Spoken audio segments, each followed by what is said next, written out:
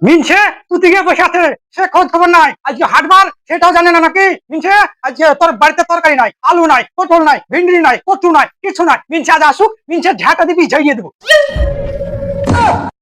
বাবা রে, ঝুমা যা কেদানি বাড়িতে বাড়িতে গেলে মনে হয় আজ আর রক্ষে নাই। ঝুমা, ও ঝুমা, রাগ করেছে নাকি কেউ? এগুলো টাকা রাখবা।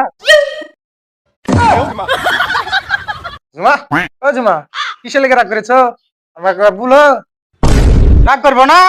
এক বছর হলো বিয়ে হওয়া, কোনোদিন একটা হার এনে দিছো লেও পড়বা বলে? তা তো পারবে না। আজকে হাটবার সেটা তোমার খেয়াল নাই? হাট করতে যাও, নাহলে ঝাঁটা দিবি, ঝেড়ে দেবো।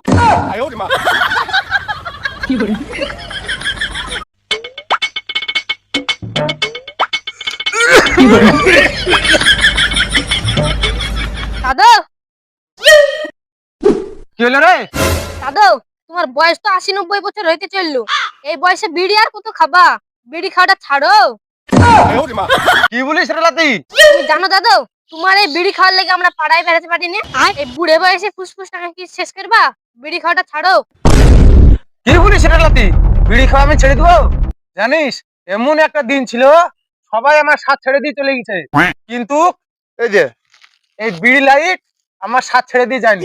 তাই আমি দাদর কবরে শুয়ে প্রতিজ্ঞা করেছি, জীবন আমি বিড়ি খাওয়া ছাড়বো না। যতদিন বাঁচবো বিড়ি খেয়েই যাবো আমি।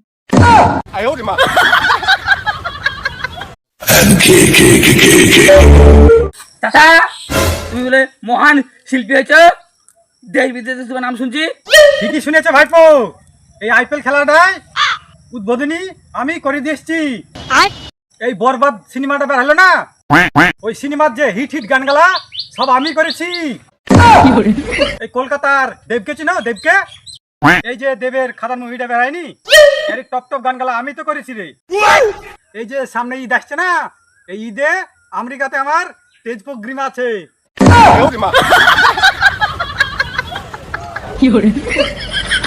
আরে বন্ধু, হ্যাঁ বন্ধু বল।